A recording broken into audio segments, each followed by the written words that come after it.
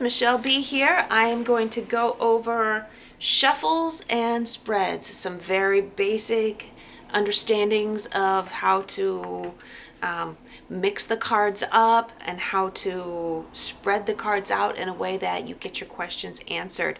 So I'm gonna just demonstrate about 3 different ways of shuffling, and remember, you can mix and match and put them all together in different ways. I like to do a blend where I'm doing a casino style and doing an overhand, and I don't generally cut the deck. Some people like to do casino style and then they cut the deck, and then there's the ways of picking out the cards in between. So you can shuffle the cards in ways that are very significant to you, and then you can spread the cards out in a way to choose them so that it feels like what matters is the ritual that feels significant, right? Something that feels like you're really getting in tune with the spirit.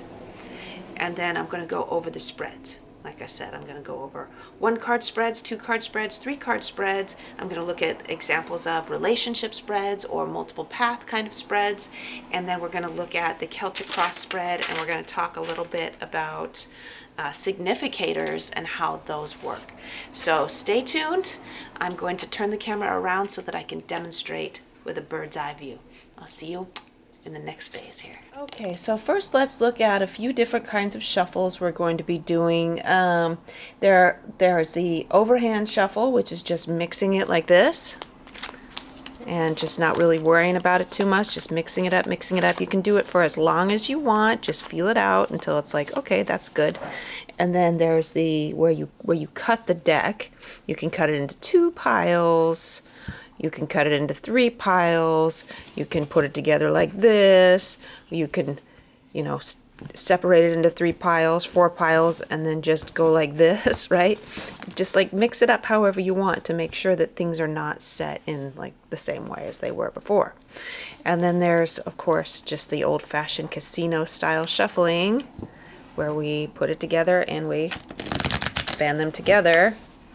And then, of course, that's supposed to go smoothly, but I'm looking into the camera as I'm doing it. So naturally, it's not just coming together very easily. But I've been practicing shuffling cards for a long time because my parents were really into, my parents and my grandparents were they really enjoyed playing cards, like playing rummy, or they weren't into poker, but like rummy was a big one. And then there's a few other games that they were interested in. And my mother loved solitaire. She could play it. She can still play it all these years. She could still play it for hours and hours and hours. And then some people like to do, of course, there's like the messy style where you just mess it up, right? Just mess it up. I guess that's one way to do it, but it just looks like crap, especially when you're trying to read for somebody. But if you don't know how to shuffle yet, if you haven't been able to practice shuffling yet, in any other way, it does do a pretty good job mixing it. I have an itty bitty little teeny tiny deck that I can't shuffle casino style to get a good mix in, and so I often shuffle it that way to make sure things are nice and clearly mixed. The reason that shuffling is important to me is because I see it as a way to clean the deck. Now, as far as cleaning decks go, some people like to use a smudge stick. Some people like to put it under the light of the moon, and some people do knocking, like they're knocking out any old residue that was in it before. That is completely up to you how you want to do it. What wanted to come out? 7 of Pentacles. Keep that in mind. Just curious. I'm always curious what's going to fall out.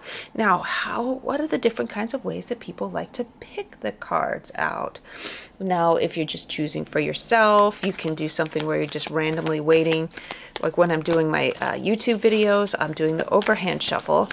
And if something just flies out, so if something just randomly flies out, then I'm like, oh, what is that? And I take a look. I don't like to take too much because then it can kind of clutter up the messages that are coming through. But often, like a card, if I'm doing the overhand shuffle, a card will just, it's not going to do it that easily because I can't. There it is. Often a card will just flip out. And look at that. Interesting, huh? Interesting. The Hanged Man really wanted to come out and say something to somebody. Okay, and then another way that people like to choose is to spread the cards out and randomly choose a card out of it. Some people are really good at spreading them so they look really smoothly. Sorry, I'm not doing that right now. But I kind of want to keep this video as concise as possible. That's why I'm not. Maybe I'll cut a perfect spread into this so you guys can see it later. Anyway, so they'll like choose the amount of cards that they want for the spread, yada, yada, yada.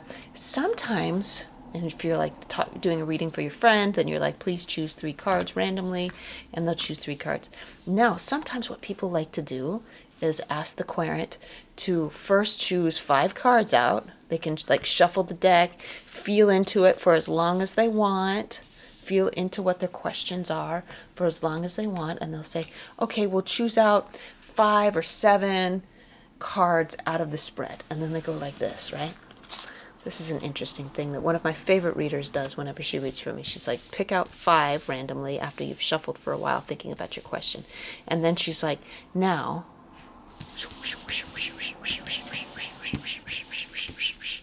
I want you to choose 3 out of those cards.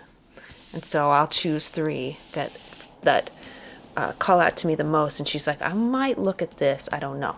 And then she goes through and she'll read it with reversals or without reversals. She just feels into what the messages are trying to say. And sometimes the reversals matter and sometimes they don't. Okay. So let's see. What other things? For choosing, so that's choosing just randomly. Another way. The choosing randomly is like with the fan, or just like letting the cards just fly out. And then what some people like to do is they'll go like this, and then they'll choose those 3 cards. Or if they've got a 5-card spread, if they're working on a spread that's got 5 cards or 4 cards or whatever, they'll be like,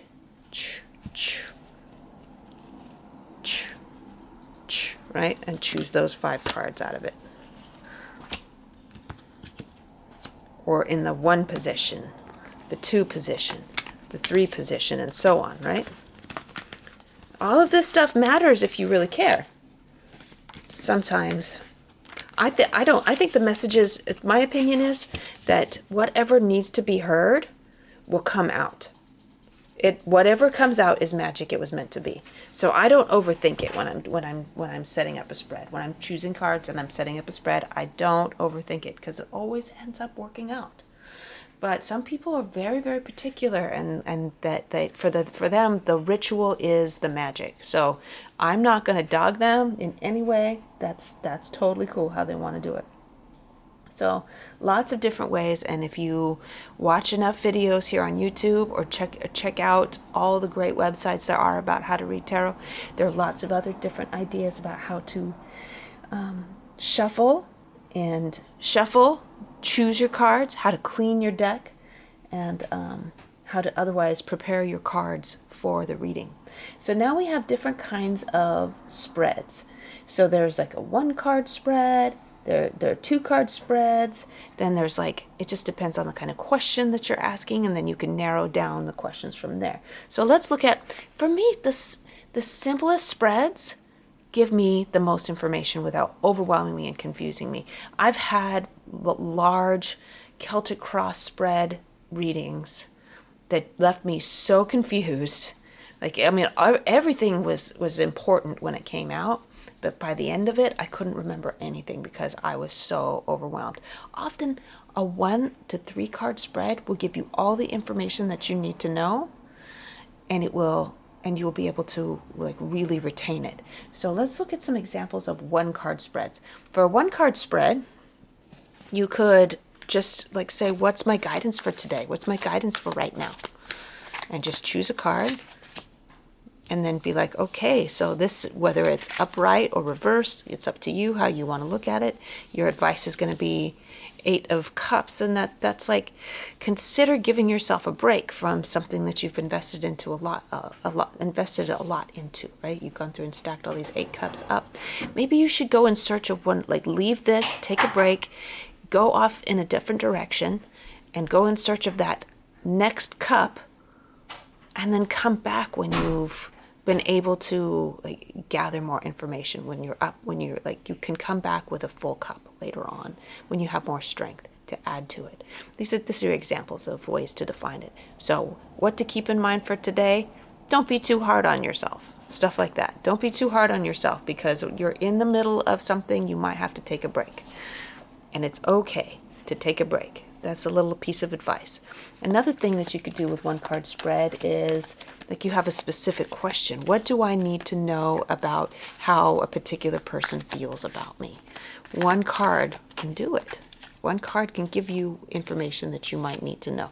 What do I need to know about how someone feels about me? The King of Wands is like a personality in the tarot that's very inspired, very passionate, very lit up, very masculine. So this is a person that goes out and seeks out what they want. And so how this person feels about you, it looks like they've got a hard on for you, right? They like you and they're coming toward you. You don't have to worry about going out toward them. If they're really into you, they're going to come toward you. That's the kind of question, or the kind of answer we would get from a question like that. Yes or no guidance for a one card question. So you can ask, should I consider taking the job that I'm thinking about? And so we pull out a card. Should I consider taking a job? With the Eight of Wands being in reverse, if it's clearly in the upright, I would say, yeah, go for it, because we call this the arrows of love. That means the energy is moving quickly and it's passionate and it's exciting. Should you take a job, though, that is in the opposite energy of passionate and exciting? It looks like a job that's just going to hold you back, that keeps you stagnant. All right, so that's an example of a yes or no. I would say no, right? It's not a positive energy if it's in the reverse. Any other options that we have for yes or no questions? Should I take the job? Look at it again. Should I take the job? The Emperor in reverse is saying no. If it's in the reverse, I feel like it's leaning more toward no's, right? It's saying like this energy is it's the Emperor, but in a much more shadow sense, right? The Emperor's personality, he's like stabilizing, he's protective, he provides for his family, but in the reverse, it feels like this is going to be an oppressive environment where the boss might be immature, overly controlling, too rigid, and it's not going to be a pleasant environment for you. So there's some examples of yes or no situations. Now let's look at some two-card ideas. Like if you look up on, all I did was look up on Google Images of the kinds of questions you can ask with a two-card spread. We got strengths and weaknesses. We got emotion and thought. We're looking at dichotomous kinds of questions, right? Do or don't do, embrace or leave behind, the challenge and the solution, which is not so much about dichotomy, but it's like start with one thing and move on to the next idea. And we're looking at like short-term, long-term kind of prospects for something. We're looking at and then back to the dichotomy, we're looking at what your perception is, we're looking at what your reality is. So dichotomous ideas. Let's look at flaws and strengths. So the flaw and the strength. In this situation, it might be that the flaw is with temperance. The flaw is that someone, we're looking at it in the shadow negative aspects of what the temperance might be, is like someone who kind of lounges around too much, claiming that they need time to heal, time to take care of themselves. They might someone that just like it's a good thing to nurture yourself, but it makes things challenging on other people if you let them pick up the slack too much, because you're claiming like I need to heal, stuff like that. That's like how to look at it, like it's a flawed situation. But your strengths in this situation is that when you do get excited about it, or when this person does get excited about it, they show up quickly and passionately. If they're not really excited, they're going to be like, I don't know, I got to take care of my health, stuff like that. And let's look at short-term, long-term prospects if we're looking into the future. There's one, and then we'll cut it again. two, whoops, two. This isn't how I usually read. I'm much more intuitive and I just kind of impromptu. I'm much more impromptu when I read. So what are we looking at? We're looking at short term, long term. In the short term, these are both cups, which is really interesting. In the short term, we're looking at someone who's coming in quickly. I'm seeing a romance kind of situation, right? In the short term, someone is coming in quickly on carrying messages of being really, really interested, right? In the long term, this person is a master of their own emotions. They're coming through consistently, affectionately, loving, and they are, as the King of Cups, they're there to stay. But in the opposite, if we wanted to look at it from the opposite perspective, if we consider the reverse being meaningful in this kind of situation, we would say this person might be emotionally manipulative, might be like have narcissistic kind of tendencies, and they can pull on your emotions in negative ways, right? Or they don't have very good control of their own emotions. They can be overly possessive and get jealous easily. All right, so there's some examples of 2-card spread ideas, but like I said, you can find lots of examples of 2-card spreads on the internet. Magic, ask Mr. Google. I think I just put that card in backwards. I'll find it. Anyway, 3-card spread ideas include past, present, future, situation, obstacle, lesson, embrace, accept, or let go, tomorrow, next week, or next month when we're looking at longer term situations. So that's just kind of an extension of the 2-card ideas. Some people like to do spreads where they're like, I'm just going to get 3 cards so I can get like more information than just 1 card, and just collect everything together into a story. It's especially important if you're cold reading for someone. They haven't given you any clue of what they're curious about, or they're also like the people that they give you no information, and they're just like, just give me a reading, just tell me what I need to know. So I'm like, okay, cards, tell them what they need to know. And so I just like randomly choose 3 cards, unless if 3 don't just come out on their own, then I'll just stir things up. And I'll just choose 3 cards, and I'll just like put a story together. And sometimes it comes up as past, present, future when I look at it intuitively, and sometimes it's like sometimes it's just a story playing out. So like I would say, this is the person that's asking for a reading, and this is something that is heavy on their mind, and I would say this is something, an influence that's coming in to help them from the outside. Okay. So there's some examples, like, and then I would pull it together, tell a story, and if I wanted to, I could add further clarifying cards. Sometimes I will use another deck. If you only have 1 deck, it's harder to pull that off. I mean, you can still do it with 1 deck. You can still say like, please clarify the 3 of Swords, and then I would just pull it off like that. But I like to, my personal preference is to use a 2nd deck for clarifying if I want to. So that like if I wanted to have often when I'm clarifying, multiples of the same card will come out. That's the magic of tarot. Like, wow, really, that happened, you know? But so I would like reflect off of this card with the clarifying card and pull a story together from that. Okay. So, and then let's see what we got here. So there's the other kinds of spreads we have are when we're at like looking at like how a relationship is playing out. So then there's 5-card spreads or 7-card spreads, and they're all based on like how many questions people have. You can make up your own spread, or you could copy all the different kinds of far out spreads that there are that are like, you just Google image relationship tarot spread and you get it. So like when I'm doing a relationship spread, I'm like, all right, how does a person, how are me and another person going to work things out? So then I'm like looking at me, or looking at the person that's asking the question, right? And then I'll be like, how about this other person?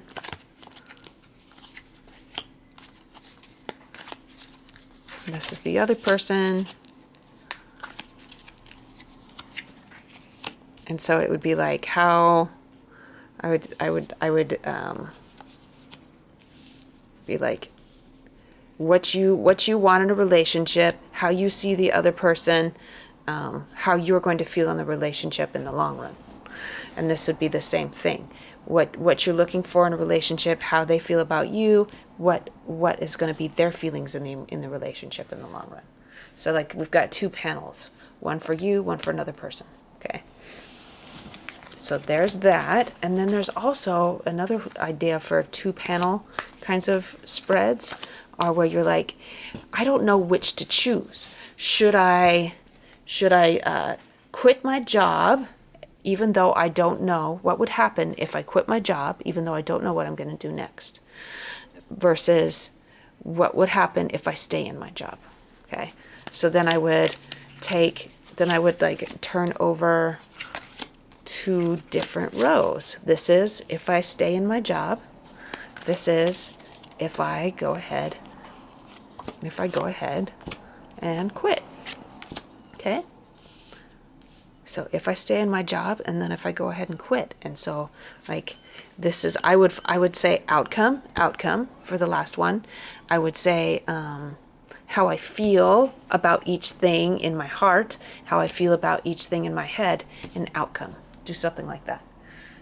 So you can make these things up. It's totally up to you how you want to do it. But like I said, there are many different kinds of options available for you to choose from on the internet. Okay, so I'm going to show you the Celtic cross. Try to make it as brief as possible because there's a lot of different variations of the Celtic cross, but it kind of goes on the same system. So I'm going to give you like a general overview of how it works. But before that, I'm going to touch on this idea called the significator card. And that is like, it's like you're talking as if the deck has a consciousness of its own, and you want the deck to know who it's speaking to. So you pull out a card. Like if the reading is about yourself, then you would go through the deck and you would pull out the card that you feel represents you. So let's say you're a Libra and you identify as the Queen of Swords. That's how you would start when you're talking about it. I don't use significators. Maybe I will someday, but right now I have not. I feel like it's enough to, like, when you're using your intuition, for me, I feel like it's enough to just pull some cards and be pretty general about the whole thing. But if for readers that want to be extremely specific when they're speaking about, especially when they're speaking about someone else besides the person that's asking the question, they will say, okay, so what is this person like? Do you know about when their birthday is? And, like try to get some like clues about the person's personality, the person's like energy, like intuitively feel the person's energy. And a tarot reader knows the deck well enough to be able to choose a card that signifies them. So, but let's say that you're doing a reading in this case, and that's for any reading, not just Celtic cross that you would want to use a significator for. But for in this case right now, and you don't always have to do it. I've had Celtic cross spreads done by professional tarot readers that never used a significator at all. But let's say, for example, you want to use a significator in this Celtic cross spread, then you would start out by putting your own card down and say that is you, and you would like to have some general advice by the Celtic cross, using the Celtic cross spread. So you would put that position there. If you are not using a significator, you would call this position the where you are right now. And so you would randomly choose a card, and that would be who you are right now. And then the next card is the challenge or the potential, something that you're excited about. And that would depend on what you were asking, whether or not you were being vague about the whole thing. The 7 of Cups can go both ways. And because it's sideways, you have to be very intuitive about whether this is talking about something that's a potential or whether it's something that's a challenge, like a potential positive thing, or whether it's a challenge. And like I said, this card can go both ways, the 7 of Cups. It means like having so many things to choose from, right? Of course, it goes a little bit deeper when it's talking about this thing that this person's trying to get through, that doesn't know the way to get to this thing that's glowing, right? This is the thing that the universe, the spirit wants you to be focused toward. But yeah, it's like, I don't know. Is that a challenge? I don't know where to. I see that as a, and it's definitely a Libra issue, a sense of indecisiveness, not knowing which way to go going forward, right? So that would be the challenge for Libra in that case. And then now I'm doing an overhand shuffle from behind so that I can, whoa, don't do that. Don't do that. Don't focus out. So the positions above and below, it's a little bit different for every spread that I've seen listed. It means basically what's going on in the heart or going on in the head and what's going on in the heart, right? So this could be the unconscious and conscious mind. This could be where you should be focusing, something you should be focusing on, where you should be putting your mental thought. And this can be what your strengths are. So it's like this is the torso of the body, the heart area, representative of what's going on in your emotional body, and this is what's going on in the logical body. Okay, so I'm going to choose a couple of cards to represent the heart, and this is to represent the head, and you can choose whichever you want about that. And you can, I'm going to let you go ahead and define what each of these are supposed to mean. And then these two positions are about what was happening in the past and what is going to happen in the near future. We're looking at the immediate or long-term past. You can feel into it, decide what that means, and this is the near future. Okay, so this is a very basic version of a Celtic cross spread. You can stop here, right? A lot of they're like the simplest Celtic cross spread stops right there. But the bigger Celtic cross spread will go a little bit deeper. So like this is the main part of the reading. And then the rest of it, there's going to be 4 more cards here on the side that are representative of advice from the tarot. Okay? So the first position being the advice. And then the second position, you're going to read it upward. Okay? The first position is advice from the spirit or from the deck. The second one being a little bit more advice. The third position being your hopes or your fears, depending on what card comes up. And then the last one is like outcome or long-term future. So let's take 4 cards. Some people keep their cards in all of these spreads that I've been showing you. Some people keep their cards hidden. They'll like keep them turned downward the whole time up until it's time to look at each one. So they're not looking at the whole thing. Some readers like to have them all facing up so that they can create a big story that intertangles as they're speaking. Because sometimes it can be pretty challenging to sometimes it can be very challenging to remember everything when it's all spread in front of you. And so they'll just read one at a time. They'll turn over one at a time. Or I prefer to just see it all when I'm reading. I like to see it all so I can create a story right off the bat. I get I pull together an energetic, epic story when I can see all the cards. And so I can be much more thorough as I'm reading. Okay, so this would be the immediate advice, which would be like, uh-oh, you better not rush in, right? And then this is more general advice. This is I would say wait until you are inspired by something before you make a move. And then this is the hopes or fears. The fear is that I'll never be able to do the things that I want to do. If it was turned up, would that be hopes somehow? I hope that I can release the burdens of what's going on right now in my life. And then finally, the long-term outcome. Not a whole lot of movement just yet. It's interesting that 8 of Wands has come up a few times in this video. Interesting, out of all the cards. Well, people need to know what they need to know. Okay. So other than this is like, they put the Celtic Cross in I think just about every Rider-Waite book, every Rider-Waite tarot book that's published. Like if you buy a deck, it comes with like a little book with a brief description of every card. There'll be a Celtic Cross spread in there. And other than that, we've got lots and lots and lots of other choices. But one that lots of people like to do is looking at like a 12-month kind of situation where you pull a card for every month. One where you're pulling a card for every sign of the zodiac to describe like your astrological seasons through the next year. There's also where you take some cards for looking at week 1, week 2, week 3, and you go so on and so forth. These are the kinds of things. This is like your challenge, your solution, the outcome for week 1, and then like you're looking a month ahead kind of thing. Oh, so many options, so many options.